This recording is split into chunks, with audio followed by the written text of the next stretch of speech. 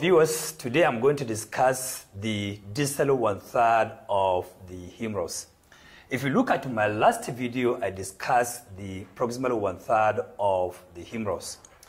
The distal 1/3 of the humerus articulates with the two bones of the forearm, that is radius on the lateral side and ulnar on the medial side. The two together articulates with the distal 1/3 of the humerus to form the elbow joint. And we all know the importance of the elbow joint in making our flexion and extension of that joint.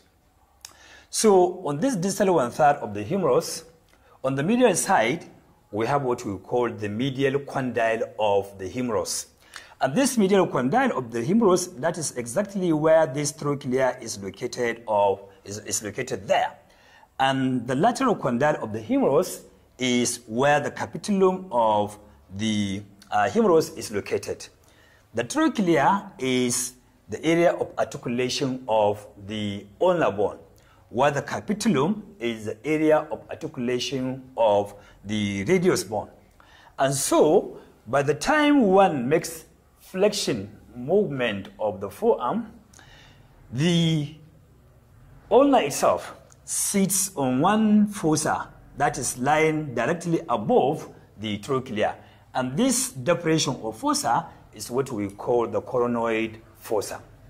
On the lateral side of this coronoid fossa, when we still do the flexion of our elbow joint, the head of the radius makes contact with this depression that is lying above the capitulum of the distal 1/3 of the humerus. This depression there is what we call radial fossa. And so we have two fossae at this distal 1/3 of the humerus. That is coronoid fossa on the lateral medial side and the radial fossa on the lateral side. And so on the medial aspect of the medial condyle of the humerus, there is also another swelling. That is what we call medial epicondyle.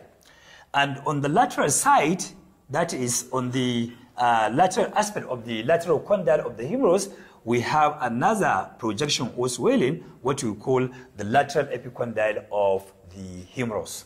And so these epicondyles, both the medial and the lateral, they give, each one of them gives attachment to muscles. While the medial epicondyle gives attachment to the flexors of the fingers, long flexors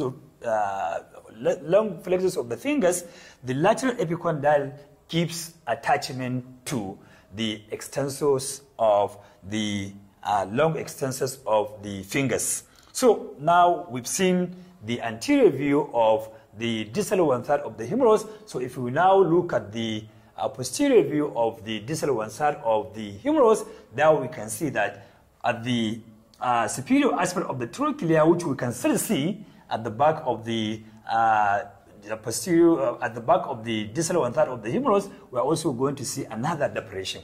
That depression just above the trochlea is what we call Olecranon Fossa. This Olecranon Fossa is an area where by the Olecranon process of the ulna, when you make an extension movement like this, the Olecranon process now sits into this fossa. And again, on the posterior aspect of the medial epicondyle of the distal 1/3 of the humerus, there is also what we call an ulnar groove.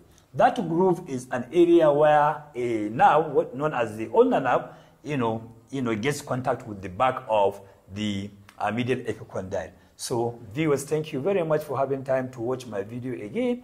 Thank you. I hope you are going to like or subscribe to my channel.